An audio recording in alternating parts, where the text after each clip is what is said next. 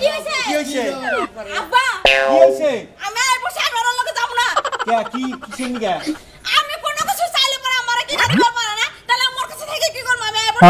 দেন আব্বা এখন এই প্রাইভেট কার কিনা দিবার কয় প্রাইভেট কার কিনা দেওয়ার সময় এখন